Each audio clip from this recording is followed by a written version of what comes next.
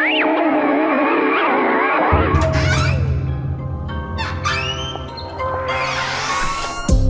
look a little different this week, but this is the Phantom's Lair, part of the official AFL Supercoach podcast. This is the Phantom coming to you from the actual Lair, and I'm joined by my friends in Supercoach for another big show. The unofficial match sims are now complete. We're 24 hours away from the official games of the pre-season, and then it's all systems go into opening round. As I mentioned, my friends are back here again, but one you might not recognise too much. Our man, the Chief, Hayden Dos Kenny, doesn't want to be recognised anymore, I don't think, Five Names. The mullet is gone. He doesn't want to be chiefed in the cafe anymore. What's happened, Dossie? Yeah, it was time to go. It was pure filth. A man on this very show that's joining us kept telling me so every day. I saw him at work. Five Names, Simeon Thomas Wilson here joining us as well, fans. He told me plenty of times it was pure filth. You'll be happy it's gone now, Sim. I am. I mean, part of me wanted to see you actually, double down and keep going with it, but you made the right choice, mate. Now, Dossie, our man, Five Names, Simeon Thomas Wilson, AFL journalist for the Advertiser and Code Sports. For those just joining in, of course, have a look at Five Names, get on Code Sports YouTube, watch the video, see him there. But Dossie went to Melbourne last week, floated with the big wigs over there in the AFL world at the Herald Sun on the plane with Five Names, and there was people turning their heads when he was walking down the aisle. He's had a big pre-season, and the people are taking notice. We've got plenty for us this week, don't you, Five Names? Were people actually looking? I was laser focused. Don't pretend. As you know, on planes, I've got a laser focus. You do.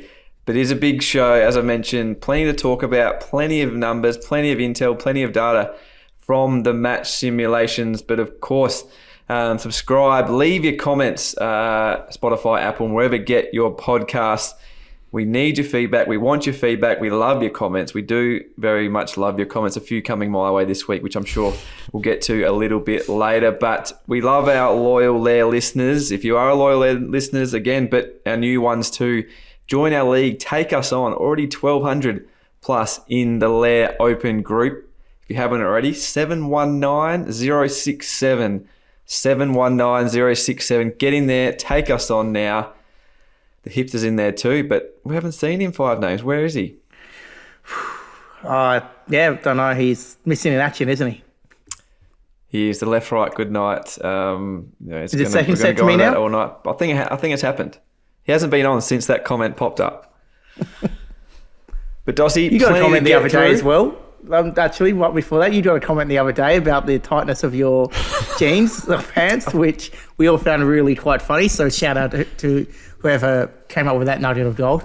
Yep, no, we'll take anything. Whatever you want to say to us, we'll read it out. Just keep it, sign a PG, but we'll take the whack and I'll cop the whack. It was just the way I was sitting though, Five Names. You saw those pants on Thursday night. They were not actually that tight, but shout out to all our listeners. But Dossie, it's time to get into the big stuff. We have to start at the top with, we're in rookie crisis almost now. Some big injuries, none bigger than your man, Jagga Smith.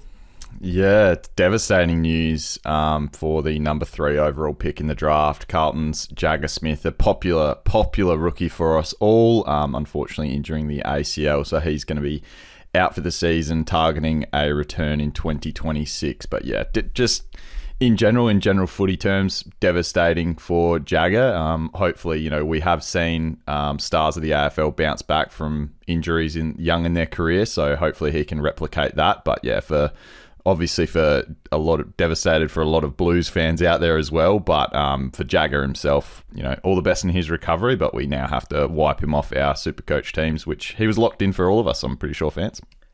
Was playing well too. It didn't look like much. Sometimes they never do, but the Blues played the Saints a few days ago and he was looking good, as he has all summer. Copped a knock to the knee, tried to go back on, wanted to go back on, and a big blow, yes, as you mentioned, for the Blues. Big blow to the rookie situation in the midfield. We've spoken about it all summer, about the top-end price bracket. It might be the year to load up, but we're losing a few.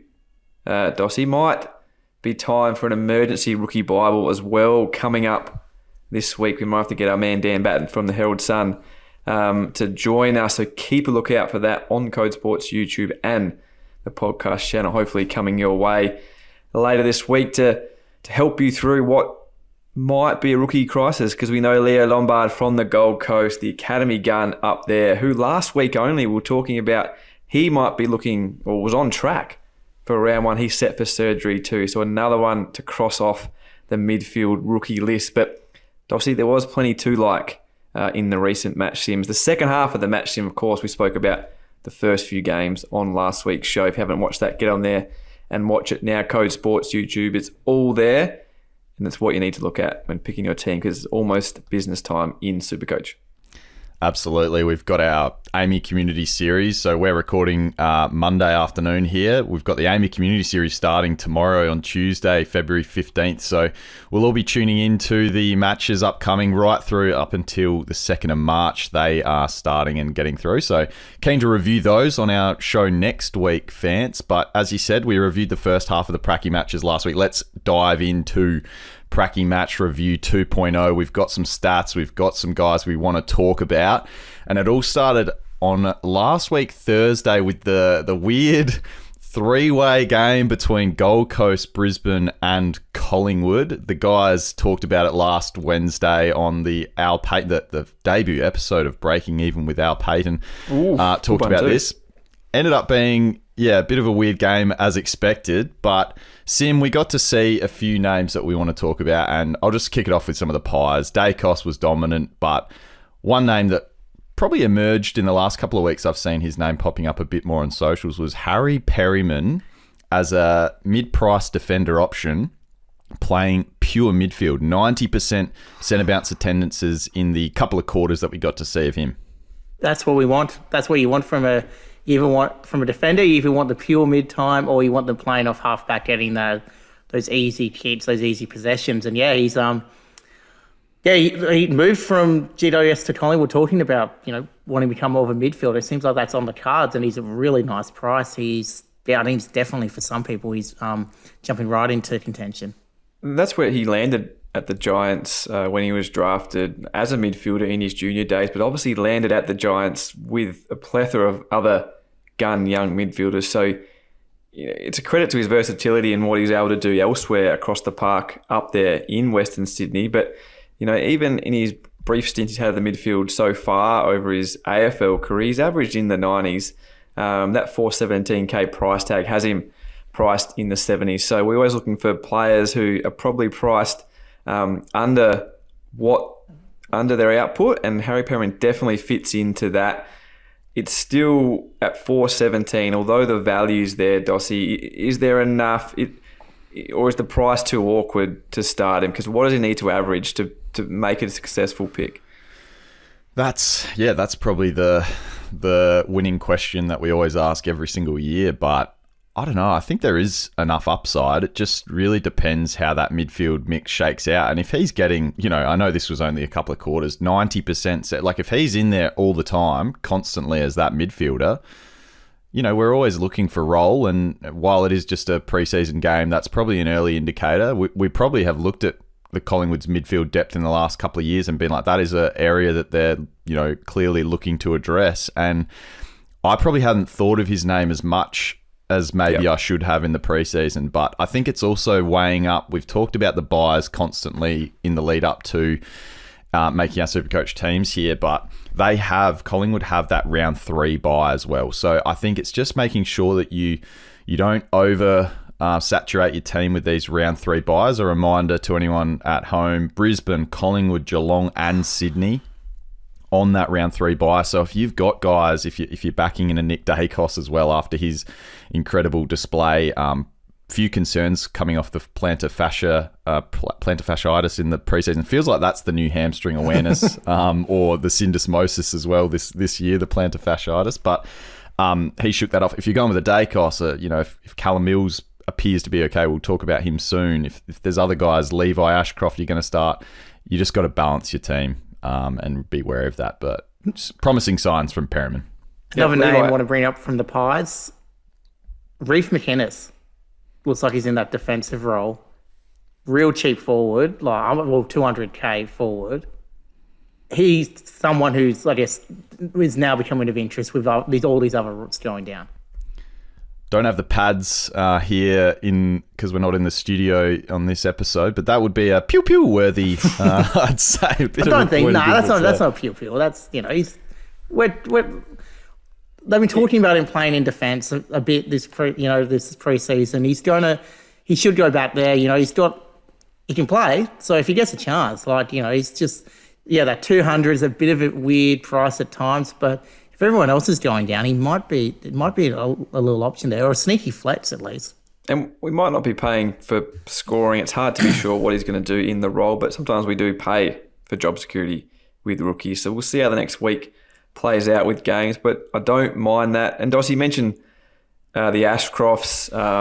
Obviously wasn't didn't do his chances any harm, or it didn't stand out either. But it's hard to stand out. His brother played the second 2-quarter game on Thursday night. So 6 quarters, 3 teams. This is why last week I wasn't happy with your overreactions and the overreactions of the Supercoach community, because teams are trying things. You can see that, 5 names, 6 periods at Mount Barker as well for the summer showdown, which Simeon will take us through very shortly. So a lot to take out, but also hopefully find out a bit more, because Levi Ashcroft did, enough when he was on. What does it actually mean to where he fits in to the opening round side, given he missed that first game? I think the big thing, the good thing almost, is with these opening round teams, especially a guy with Levi Ashcroft, is another look at him this week. You're going to see a little more of what Brisbane are going to plan for this year, and then you see him opening round. So then you get 2 kind of tracks to see where he fits into their team, because they're the reigning premiers. And if he's their opening round, not the sub playing well, then you can pick him pretty confidently going forward. Yeah, absolutely. It was pretty funny watching bits and pieces of this as well with the Lions. When the Suns came on, it was completely different. Like the Pies v Lions was pretty casual, and then the Suns came on and it was the Q clash, and there was a bit of fire in this contest. Yeah. But let's talk about some of the Suns that caught the eye. I mean, Matty Rowell was outstanding. I know he started last year on fire and then tailed off, but he's definitely one I'd like to watch. He's got the early bye, so I'm probably not in the frame for my starting team, but I do want to keep an eye on him. Early days, especially with that contract sort of or situation looming as well. See if he could have a big career year for Matty Rowell. If he can retain his start of the season for the full season, he'd be a monster. Bailey Humphrey, though, bit of a smoky. I think he was brought up on an early podcast by Damo, the guest that came on. I think he mentioned that Bailey Humphrey was a smoky option for him. Probably... Yeah, just up forward. I don't know if the price is very tricky, but he has had some stretches, Fance, of performing well in Supercoach. I think with his skill set, he can have a big impact. Doesn't need 30 touches to score well in Supercoach. He's shown that already early in his career and back at junior level too. So very much a high impact player, and we love those in Supercoach, but definitely in the wait and see basket, need the full side. Is there enough upside to begin with? Is he going to be a bit of a slow burn in terms of finding that consistency at the top level? All the talent in the world, but I do want to see a little bit more. But if you are just joining us for the first time, Sam Flanders obviously still not there for the Suns. The one we all wanted to see, is really in a race against the clock now. To be fit for the start of the Supercoach season. So, unfortunately, Dossie was still very much a wait and see there, but I think very much a wait and see on a lot of the Suns for mine. Yeah, definitely. And that early buy just does not help. Mac Andrew, I don't want to... He's just a Lair favourite. I just thought I'd throw him out there. It's funny, I was looking back at his season last year because the hipster is a big fan of Mac Andrew. His start to last year... He was averaging, up until round 13, he was averaging 86 Supercoach points, and he's priced down at 73, and he looks like he's going to take another step up. So he was averaging nearly a ton for the first sort of 6 weeks of the season last year. He's one to watch for me, but probably flying up my draft boards more than anything, rather than a classic selection. Let's get on to the next game, though. It was Sydney versus GWS. And probably just the big one that we're all keen to see, fans, was Callum Mills, who didn't play. I know, disappointing. We know he's had his injury troubles. To see him not there, we know those feet. When there's problems with a foot, it's always an issue. That's where he is all the time. The plantar. I think yes, it's not good, but I think we have sort of been reassured since then, that he's going to be okay or should be okay, but those things don't just go away. So will they rest him? Will they be cautious with him? Will they sub him off during games when they're up? So that is a big question mark over him again. But they want him in the midfield, as Dean Cox has said, which, it's a hard one. What do you think? Is it put you off too much in terms of the thought of what they could do with it, how they manage him?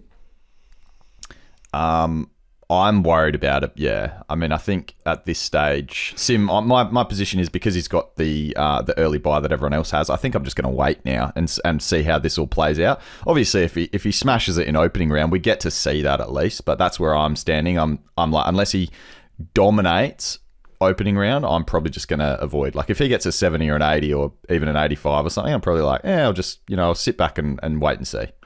Well, you could go Perryman instead. That's not too, not a massive amount in terms of cash. But yeah, no, I think that's the other thing. Opening round, you just have to see what he's like. If he plays the whole game, doesn't get subbed off, scores 120, looks fine, you're golden. Just go with him. He's that cheap. But yeah, if there are some issues, just go someone else and then wait till he's cheap as, and then bring him in after their bye. Yeah. What about Dossie? Plays opening round, has 80 in the first half. Sydney are cruising, gets subbed off. You've seen what you wanted to see in terms of his scoring and his role, just say. Then he gets subbed off. Are you letting that go in round one, or are you taking it because of the price? It could really be it's a big potential call that we're going to have to make. It's a huge call. Any sub-vest, I think I'm out, to be honest. That would be a very tough scenario, fans, that you've laid out there for us. But I think the thing that I've actually just changed in terms of when I'm looking at Callum Mills, though, now is that in my current team, I'm just not having him in my plans because I don't want to have to rotate late. You say that it's pretty close price difference between him and Perryman. It's still going to be 70, 80K that I need to find. So at the moment, I'm just leaving him off my plans. And then if I manage, like you said, if there's a scenario where he just dominates opening round and I can pick him, I'll just bring him back in. But for now, he's just out of my team. Should we move on to some other names in this one? Angus Sheldrick, a solid performance. I know you're excited about this one. Well, hoping he plays. He's another guy that I'd love to see. I personally think he's more likely to be a guy that gets the sub-vest a few times this year. Absolutely. So, yeah, but he's one to watch. I just really love the way he goes about it. Long-term stud, but at the moment, yeah, hoping he plays. I heard on the Your Coach podcast by the AFL, Dean Cox was talking about Sydney and their structures this year, how he's going to approach coaching. And he just mentioned how tight a mix that they had last year in terms of not many people on the roster outside of the core, mix of players they had got to go. And that's something that he is looking to bring in this year. Blood more players, get more mix through there. And Angus Sheldrick was one of those players that he did mention. So he's definitely one to watch for us. Ben Patton, forward defender. He does seem to be in the mix for that, early best 22 Fance. Any interest in him? 133 Ks. He's played at the Saints before. He's an interesting one. We've spoken about him before in the Riley Bias conversation, the mature ager from the VFL. But, Ben Patton has done it, as you mentioned. If he's there, it is a great price. And that dual position status, the swing. He's one that, put out my rookie ranks last week, codesports.com.au. Didn't have him in, but all those numbers needs a bit of work, plenty happening in the rookie conversation. But he is one I'm looking forward to watching in the Amy games, seeing just exactly how he does fit in, what his output's like, how he fits in, not just in the side, but alongside your Matt Robertses, your Nick Blakey's too, even more so from what we saw last week. So definitely high on the watch list this week because you can't discount him. Definitely not at that price. I'll tell you who should be. I reckon every Supercoach should be watching this week. Their practice match, preseason match, GWS, because they could be the answer to our rookie crisis. Well, hopefully 5 names. James Leake was another who featured high on those rookie rankings. The tall utility that came to the Giants, played at either end, but moved to the midfield in the VFL last year, put up some good numbers, and then went head-to-head with Tom Green over summer. Tom Green's injured. Hoping that Leake was going to come straight in. We didn't see him until the second half, of the longer form game there on the weekend. So it didn't seem to be starting in that best GWS side. But as we'll touch on with all these games and some internal stuff as well, that clubs are throwing these guys around. They might do different things. And we've seen it happen over the past few years. We've almost written someone off after a match sim or internal, comes the Amy Community Series or the official game, and they're there. So very much a wait and see. Would have liked to see him there, the first centre bounce, or at least in that what looked to be the first 22 or 23 that played those first 3 quarters, but not writing him off just yet. Just going to GWS's match report when they had, something on their website talking about the youngsters, how they went in their first hit out of the season. This is what they said about Lee. The untried draftee did his chances of an AFL debut this season no harm with a superb performance playing across the final 4 terms of the match sim. Played in the middle and down back. He appeared to be playing with a dry footy despite the slippery conditions, highlighted by 2 strong contested marks in the middle of the ground, possessing great ball winning ability, strong hands in the air, and a ferocious desire to tackle and apply pressure. So sometimes you still look at these, what the clubs are saying on their websites about it. They're pumping up a lot, so that's a good sign. There's also 2 other guys that have really jumped into considerations for me. Well, one, I'll hopefully get his name right because I'll say it wrong. Hang on. Cody Angove, however you say that. I reckon he's jumped right into calculations for a bench spot, at least for me, and looks like Connor Stone's also going to be playing down back, which is kind of pretty tempting. And I think back to the Leake thing as well, to my point about what they're trying, he's not going to be in maybe their top 3 centre bounce rotation. So, they played him in the next quarter so he could play 3 quarters in the midfield. It's better than they're not always going to play him in that first group where he plays, 20% midfield and the rest at half forward because you've got all your big names running around. So, like I think we'll talk about, just say Elijah Hewitt from the Eagles. Dossie was telling me he's in the B side in match sim, but as Dossie said as well, because he got a full hit out in the midfield. So clubs do different things. You have to sort of look into it a little bit deeper there, like 5 names mentioned, and hopefully we see James Leake in that best GWS side for the Amy series. Yeah, I think that's a really good point though. When we do see these, especially intra clubs out there, and we see the squads, because they want to play, if they want them in that 4th, 5th mid rotation, they're not going to play them in the squad as a forward or whatever, because they'll just be sitting on the bench. In reality, they're going to be sitting on the bench and coming on to play midfield. So, yeah, like a guy like Hewitt and even an Erasmus or maybe even a Sheldrick, like these guys are still in frame, but they might be playing on the B team just to get that mid time. So I think that is a good point to look out for. Last thing on this game, your man Matty Roberts, fans. Not a heap of love on the kick-ins. He only took 1, Nick Blakey 5, Ollie Florent 2. Any concerns with your man Matty Roberts for a big breakout year? Oh, it'd be tough getting a kick-in when Nick Blakey's around. You sprint back there to get him. Ollie Florent took a couple, as you mentioned, but no concern. Let's see what happens when we get some official numbers. We know they like to go to him. They like to give it back to him. Again, he can, he's not going to be the number 1 kick-in man. Nick Blakey is going to be that guy again, as he was last year.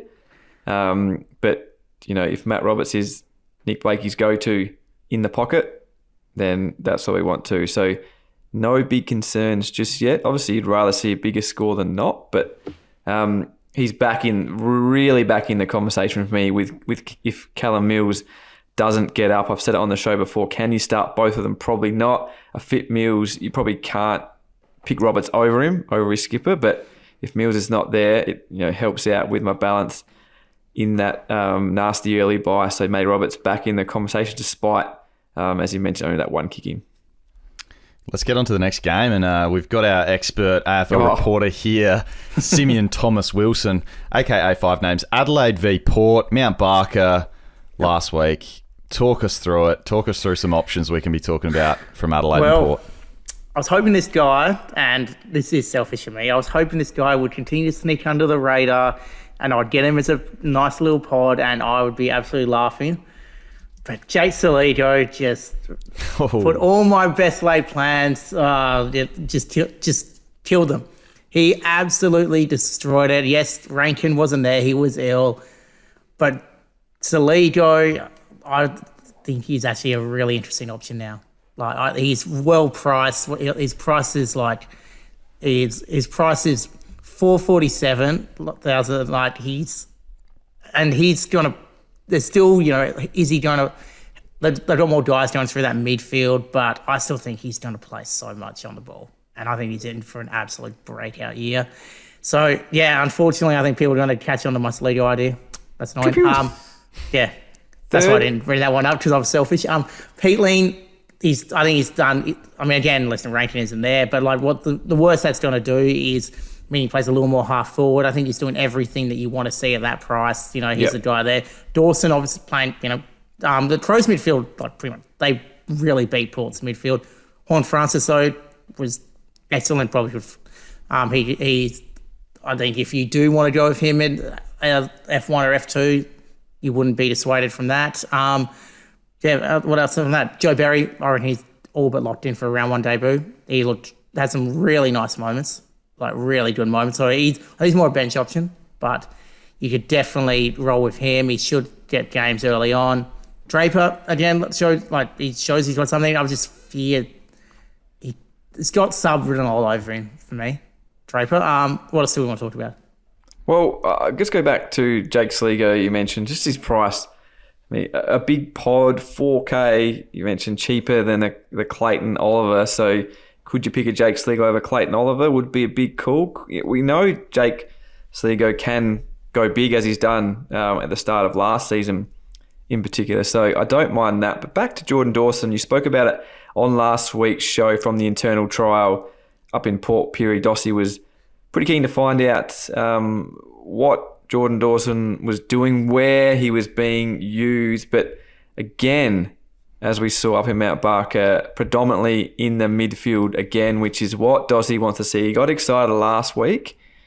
Did you both see enough again? We've discussed the chances that he is used around the place to fix holes when Matthew Nicks needs some help elsewhere. But again, impressive performance in the midfield from the skipper. I reckon if you're considering him or you like him, go ahead. Like he's definitely going to be. Yeah, I mean he had 4 tackles as well. He's one of those. Yeah, I mean I think he's one of those guys that you should be feeling pretty good about.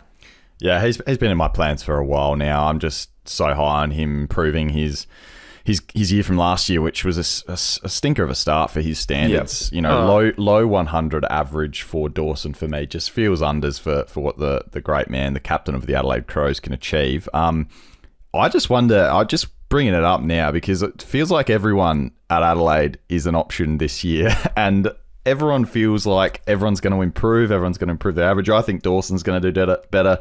Sim thinks Soligo's having a breakout year. We all are pretty high on James Peatling. Rankin's going to have a superstar. Like, they can't all be amazing in general. Like, some person's going to miss out or we're going to not all get that upside that we're after. I thought maybe I'd bring to the table, is Peatling maybe the one that doesn't play as much mid-time as we suspect? You've got a guy like Soligo coming through that had that superstar game. Peatling is more of your grunt sort of work rate midfielder. Does he end up playing what we've seen like a Ben Keys do in the last couple of years, Sim, and play more forward?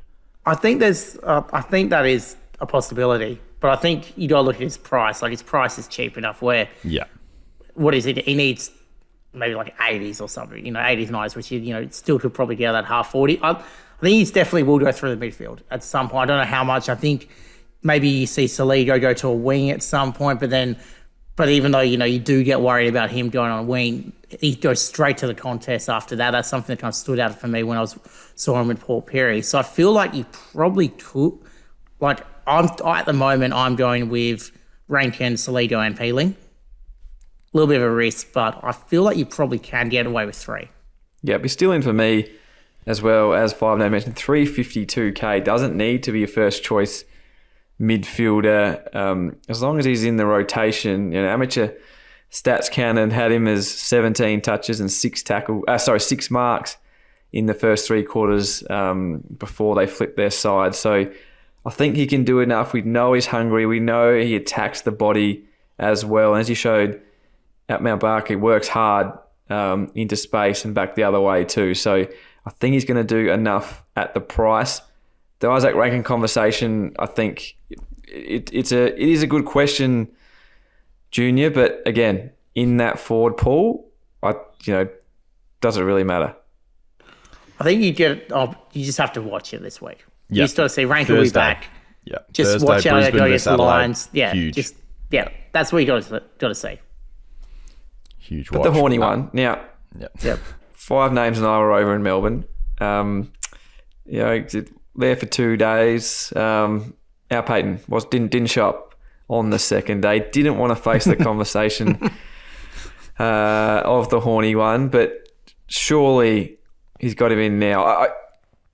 He's still being stubborn. Hasn't got him in yet, but I'm just not sure what else the Horny one has to do. We don't even have to talk about it anymore, but we know our listens, so we wait with interest. Might have to get him on, just talk about the Horny one day, Dossie. Didn't the Horny one come into his team briefly, though? That's what I heard. Who knows? I think he's got him back out now, but I saw some ideas floating around in the Supercoach community. Given the mid-price options that are popping up, again, these are only glorified training sessions and practice matches, so we can't be changing up and putting all these mid-pricer guys on the back of what we've seen so far. Let's wait until after next week. But the thought was, is Horne-Francis the one that makes way? We saw Hugo Garcia put his hand up to become another serious selection or consideration in the mid-price bracket in the forward line. And the thought was, do we drop Horne-Francis, save some money by doing that? But I just don't think you can. I think, I think you can get to 110. If you're in this forward pool, if you're not picking him, you're going to be behind. Yeah, and to the point of our Adelaide conversation before, I'd prefer to start Horne-Francis than a Rankin. If you've got that one big forward, I'd be dropping Rankin, even just only because we haven't seen him play for Adelaide yet. He played for the Indigenous All-Stars in that game, but that was, we couldn't take anything out of that as to what his role is going to be like this year. Big watch on the practice match again, as we said this week, the official one with Adelaide and Brisbane. But that's the toss up for me. If I downgrade one, it won't be Jason Horne-Francis. Let's get on to the Carlton St Kilda game. You just mentioned a player was very relevant. We might as well just start with him. Hugo Garcia getting plenty of mid-time, 245k as a forward. Sim, any interest in this guy? He's a tackling machine is Hugo Garcia, and now he's in that midfield mix for the Saints with a guy like Mateus Filippo, who was in their plans all preseason going down. Looks like he's taking a bit of that role. Yeah, no, I like him. I'm trying to figure a way how to get him in. He'd be a nice flex, wouldn't he? Just that little price. He might be able to get him in the forward line. I think it looks like he's going to be the third guy in that Saints midfield, which... If that's the case this week, he has to be he's almost like a must-have, isn't he? Yeah. So looking at some of the CBAs, centre bounce attendances from the weekend, taken by Matt Forrest. You can check those out as well. Herald Sun or Code. I'm talking about nuffs. Jeez. Yeah, he's rising. We love his work. this is their midfield mix. 96% for Jack Steele of the centre bouncers. Jack Macrae, who we'll talk about in a second, 86%. He was definitely in the midfield. And then you had just a pretty tight mix here. Hugo Garcia with 64%. So he was third banana there. And then Hugh Boxall, a bit of a rookie option as well. So as we said, we're going to be there's going to be the rookie Bible coming out. Just keep an eye out for that for all these names. But Hugo Garcia, to Sim's point, he's in there in the midfield mix, Vance, and surely some interest from you as well. Just quickly, though, Dan Batten is very, very excited about the upcoming Rookie Bible edition. Some big names coming in, some big updated verdicts, so keep an eye out for that. Hugo Garcia isn't, I don't think, a massive overreaction. I'm big on my overreactions, Dossie, but we spoke about this guy last year at the Bulldogs. Tackles, wins contested footy. What he does is good for his Supercoach scoring. He was just down the pecking order. We know who his coach was last year. Comes in, hopefully going to get more opportunity because he's shown in glimpses that, his points per minute, if you went back and looked at it in his limited opportunity, was pretty good last season. So I think he was very much a trade-in option at one point last year. So lock might be a little bit too far yet, 5 names, but definitely he's one. And I don't change my side a lot, but he has come in to my team. And I think potentially, we could start this guy on field in the midfield as well. Again, you don't necessarily have to take an Isaac Rankin out to fit him in. We've had some injuries for rookies in the midfield, so maybe restructure up and he's your DPP swing potentially to start the season because, I agree. I'm on board and hopefully see or tick one more box in the Amy game. Plenty of other cheapies on watch. And as we said, the Rookie Bible, you'll cover a lot of these names, but I'll just mention them here. Liam O'Connell was impressive playing a bit of wing. As we said, Hugh Boxall playing a bit through the midfield. Angus Hasty, who Lee Montagna dropped last week on the Wednesday podcast, breaking even with Al as an option playing in the back line, which I'm very interested in. Angus Hasty took some really nice intercepts, so he's available as a basement price midfielder as well.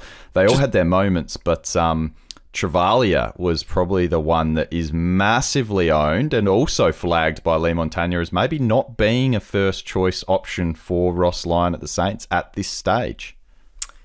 Joey, your man, on the money so far, but did kick a big bomb, kicked the sealer pretty much, did Travalia coming on. Again, given what we've been told and then what we saw, it is a worry, but we can't just write him off just yet. Ross might have seen enough in a short space of time there to give him a full run this week. That's what we're hoping for, but is a concern. So look at your backup plans. Angus Hasty, now, we have spoken about him on the show. A bit of a running joke when Al tried to bring him in last year. We shot him down. The Phantom shot him down. So probably Angus Hasty, a bit of an apology. Had to put him back into the Rookie Bible because, yes, he was good. And the new Supercoach ambassador, as you mentioned there, does know what he's talking about. So back on the watch list for the Amy games. Yeah, I'm just going to touch on Jack Macrae really quickly. He's all locked in our team. Do we need to? 34 disposals, absolute gun.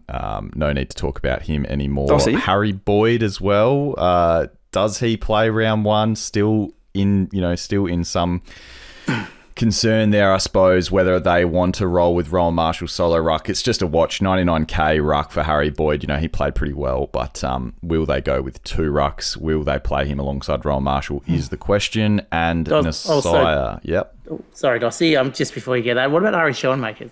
Yeah, didn't play. What's his man? DNP for my man Ari. Haven't heard He's on why. my team as well. This is a good, is it? Let's hope that it was illness or something, just not published out there. But seeing someone like an Angus Hasty playing as an interceptor and distributing, they might just not want another bigger body back there. Very, very concerning for the truthers, the Ari Showmaker truthers like myself out there. Now, Dossie, another one of your men, speaking of alarm bells, the big Pitt, Mark Pitnet, started in the ruck for the Blues, your man, inside 50. TDK. Yeah, there's been a bit about TDK being worried about him. You know what? I'm not overreacting. You say Ooh, don't overreact. Wow. No, I like it. You say don't overreact. I'm not overreacting to this guy. He's been on my watch list the moment he took the reins last year in that ruck role. Why would you change from a dominant display that he had showed? Look at the stats as well. We had, as we said, amateur stat takers out there taking some stats. This was Jordan DeSena. He was on the show last week with us. 15 disposals, 5 marks, 11 hitouts and a goal in just 3 quarters before resting. So what are these alarm bells worried about? He played a forward ruck role, yes. Pitnet, there's no guarantee he's going to play in the same team. Anyway, that's just my take. I think I'm happy to still start him. Yeah, 5 names. He's learning. This is a proud father-son moment here on the Lair. Phantom Senior, Phantom Junior. He is catching on, backing himself in, not overreacting. I like it, Dossie. Thanks, mate. I appreciate it. Also impressed by Adam Cerra, who I'm certainly confident in now seeing his role. And I mean, as we said with the Jagga Smith news as well, if he was even pegged for some mid-time, I think Cerra's going to be an inside midfielder this season as predominantly. So have fun with that one. I'm happy with. Sorry, I did cut you off before. You were talking about Naz.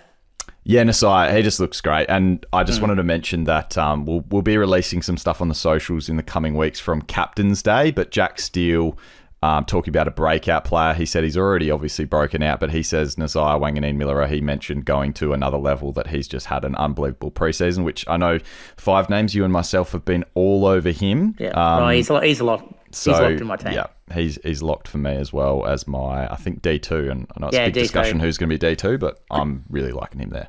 Now, Dossie, quickly before we move on, we know you're doing some great work. We drafted, get all your Supercoach draft needs in the Code Sports YouTube channel, but just on Jack Macrae, we don't need to talk about it, but how early is too early to pick him in your Supercoach draft? Could you pick him in the second round given the forwards available? Yeah, it depends how many people are in your draft league. But yeah, if you're looking at like a 10 to 12 man league, if the guys it depends if you rate Horne-Francis and Rankin ahead of him. But if you've got him in the same league there, I think you might be able to wait a little bit longer given the mids are flying off the board early. But look, I probably anything late second, in the third, I wouldn't, after what we saw, and he's now confirmed just pure inside mid, I think it's pretty safe to take him pretty early in draft now. There, by the way, a bit of a watch there on Drafted. New episode coming this week. Bit of a mock draft review, so keep an eye out for that as well. Let's get on to the final game here. That was match sim on the weekend. North Melbourne versus Melbourne. So just some notable outs as well. Melbourne rested Maxi Gawn, Christian Petrarca, Salem wasn't there, Ed Langdon wasn't there, and neither was Jack Viney. So quite a few out of the mix for Melbourne.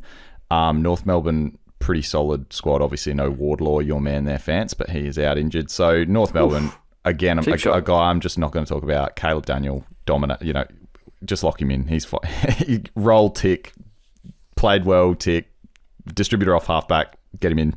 Too cheap to ignore. Harry Sheezel. And got forward kick to goal as well. Yeah, Harry Sheezel, mid forward. 26% CBAs sim. Still just dominated. Does not matter. Is he locked in for you? He's still? A gun. Yeah. Still locked in. He's a gun. I will mention Tristan Sherry. Didn't dominate against one Tom Campbell. It's only a practice game. Like he knows that.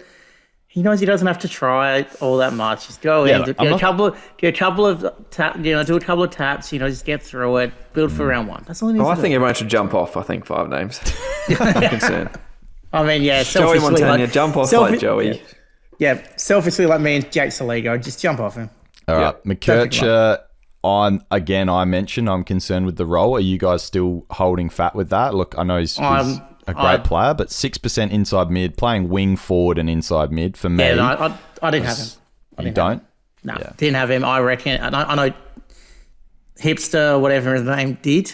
Oh, I just not for mine. Still, not for mine.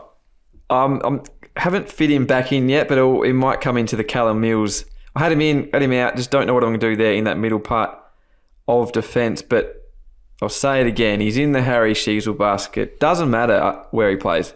We're going to get to a point this year and be like, well, gee, we thought about we overthought his role and how it's going to affect him. The kid's a gun. So we'll see more hopefully in the Amy Series game. But again, I don't think it matters where he plays. Philip Finno Sullivan, John Ralph. That's his big Ralphie? rookie lock. So, I lock him in. love this.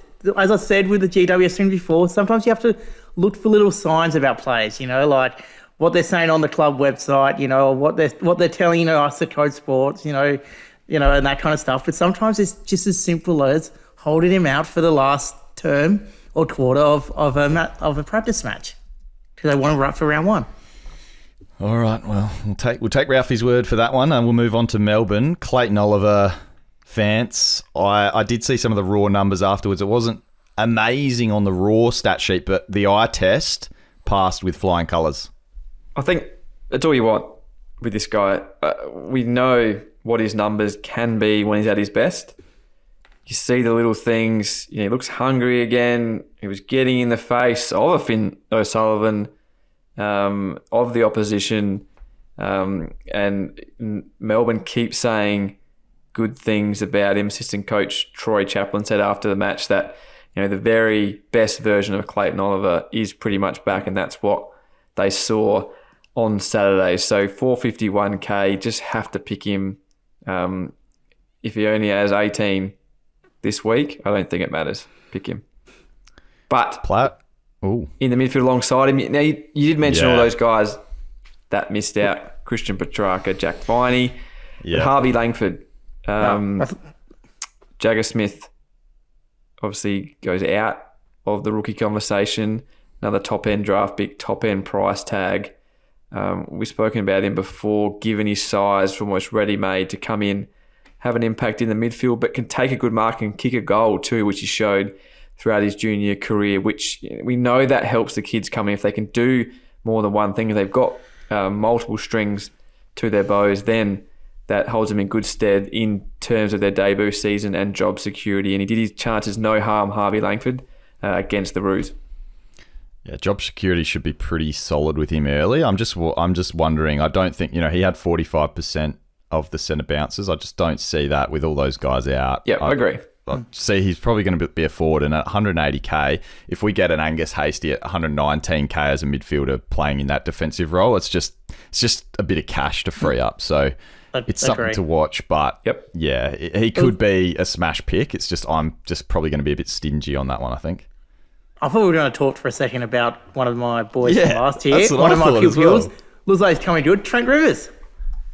The top attendee. 74% of centre bounces for the D's available as a defender sim. Take it away. I mean, as I said last year when Petrarca and Oliver were out, crisis creates opportunity, and we all wanted to see him become a midfielder. He became a midfielder. Surely they play him as a midfielder again this year. I find it baffling that, again, I know we haven't seen their full squad together yet. I've been on the train of thinking that Petrarca is going to be brought back slowly and not play as a pure midfielder straight away. I might be completely wrong on that.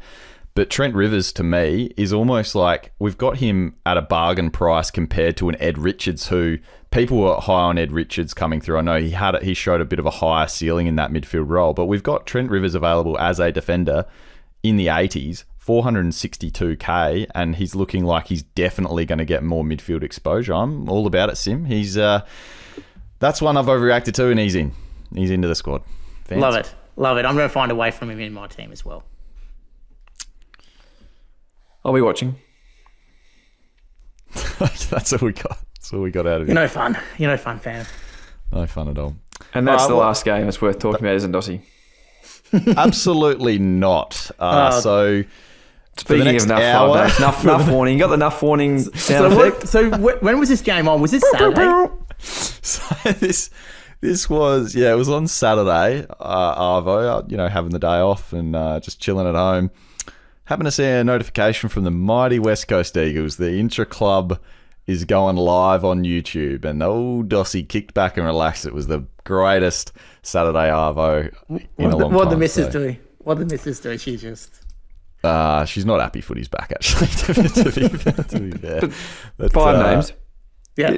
It's relatable to the game itself. Doss is obviously going to talk about the Eagles' internal trial, but Saturday afternoon, there was blokes playing in the second team who had to work in the morning. So, the tradies working, line up, they play waffle for the Eagles, come to training after 4 hours on the tools, and, so there's that disclaimer to what Doss is going to say. Did I see that Yo's brother played? Exactly. Pulling blokes. Is that actually Yo's brother, that guy who was in the first set of bounce? Don't know if there's any relation, to be honest. It's a rare last name, though, so possibly. I honestly have no idea. You could have got a game, Dossie, if you were over there coming. They would have pulled you over the fence. Come on now. Don't Dossie do the mighty actually, Eagles like that. I reckon there's times where Dossie could have gotten a game for the Eagles waffle team anyway last year. All right, guys. Look, I'm only going to briefly touch on it because it was the return of the GOAT. Harley Reid was back for the mighty Eagles playing intraclub. All this nonsense about him not being ready, unfit, underdone, injured all the time. That's what they keep saying. Played 3 quarters as a pure mid. Pure inside mid. Against a waffle team. Barely was out of his 15-year-old brother.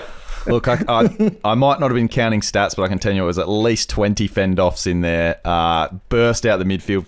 50 clearances maybe. It was around those marks. So I actually I'm not going to lie, I genuinely think he is, as much as he's obviously overhyped massively, or he's a massive presence in the media in general. In Supercoach, I get it. He's had an interrupted preseason. I totally understand. 6% owned he was the other day. He's priced at 80. I think he's underhyped. He's going to be the West Coast Eagles' number 1 midfielder this year, alongside Kelly and Duggan, who also, by the way, was playing pure mid again, as he did in the trial match the other week. On my watch list. Duggan he's been on my watch list. Duggan, is he just too bad with the ball sometimes? I think he's going to have to play midfield with no Yo, especially. He's playing midfield. I think. Is he just going to be too inefficient in there? Look, I don't know. I've got him in my watch list. I don't know if he's an inefficient kick. He's been a great kick. I'm not doubting Harley Reid. GOAT might be the GOAT, and he's going to take over the comp very, very soon. But let's just wait to see what happens this week before we lock in him in Supercoach. Because again, Dossie, you could have a couple of fend-offs against the waffle. I'd rather Soligo. Just lastly, one player that did catch the eye that I haven't heard a heap of discussion about. He's still, I think, about 6% owned, but Archer Reid, who is available as a ruck forward, was playing in the A team for West Coast, playing alongside Oscar Allen. Jake Waterman was back out there as well, and he was still in that team. Played as a key forward and then swung into pinch hit in the ruck. So just one to watch. I think I was just thinking about it for strategy, and I think if you want to put him as your R3 on the bench in the ruck, and say a Harry Boyd starts the season, and say a Liam Reedy, you're going to go with 2 cheap rucks in flex and R2, something like that. He is a nice escape plan if you have him on the bench, because you can flip him into flex, swing him forward, and then you've got one of those guys on your bench ruck. So it's just a bit of high class strategy there from old Dossie. He's a high class thinker in Supercoach. And all right, so Eagles and Nuffy, 2 questions from me. Okay. Matt Flynn. When's he going to play? Is he actually going to be back for round 1? And Elijah Hewitt, is he going to play round 1? So didn't play. Matt Flynn did not play in this game. They said he's still dealing with that back issue. So just a watch. I have no idea. That they haven't really said anything since. So keep an eye out for news on him. Elijah Hewitt was one of those guys that we mentioned earlier on the show. He played in the B team in this game, but he was playing as an inside midfielder on the B team. So yes, it was alongside Elliot Yo's long lost brother, but he was playing, majority midfield, and whether that was just to get him that midfield clock. The thing that makes me much more excited, and I was a bit down. I was like, oh, why is he in the B team? This isn't what I wanted to see, because the prime midfielders in the A team were Reid, Kelly, and Duggan. But the thing that makes me excited was in the captain's video that, as I said, keep an eye out for Supercoach socials that we're going to be releasing. The breakout one, Liam Duggan immediately mentioned Elijah Hewitt. And then he also says in the video, obviously I wasn't privy to see what he was talking about for the rest of the day. He says, I've already mentioned this guy heaps today, but I hope his head doesn't get too big, Elijah Hewitt. So that was his pick for the big breakout for West Coast. So I think for me, that's enough for me to be like, all right. Well, I think also before that game, Liam Duggan mentioned somewhere that he was almost knew that he was going to play on him in the internals. Yeah, he was having nightmares about having Elijah Hewitt on him. So, yep. Yeah. I'm sure that's Harley Reid had the nightmares. Good year for Liam Duggan then. That's the Nuffy report from Dossie's West Coast Intraclub on the YouTube live. Good enough section there, but plenty to talk about over the next week. Plenty of highlights, numbers. We'll have all the Supercoach scores in our show next week. The Amy series kicks off on Tuesday, as we mentioned at the top of the show. But a big week for the AFL Supercoach podcast as well. Rookie Bible show coming up. Dan Batten will join us. And, of course, the second episode of Breaking Even with and for the draft nuffies out there, the West Coast Nuffies hosting another version episode of the draft show, The Drafted. Big week.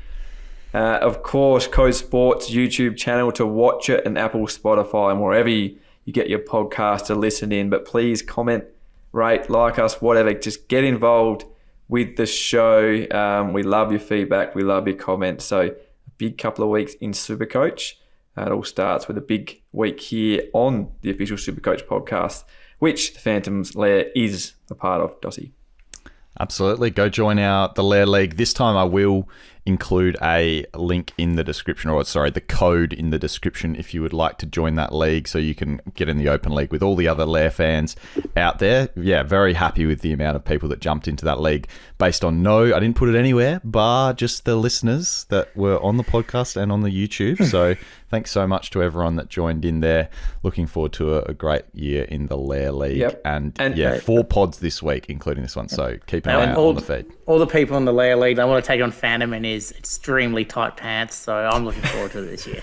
Well, and you can if 5 names, you can add 5 names as an expert to any Supercoach league this year. He's having a bit of a meltdown because his leagues are full for the first time. He's graduated into expert. He's in about 3,000 Supercoach leagues out there. So add him now, and of course, add him on X as well at Simeon_TW for all your Crows and Port news in the lead up to the season proper. Forget the hipster. It's all about 5 names. Simeon, Thomas, Wilson. Now, thanks again for joining us. Dossie, you too. Until next time on the Lair, see you then.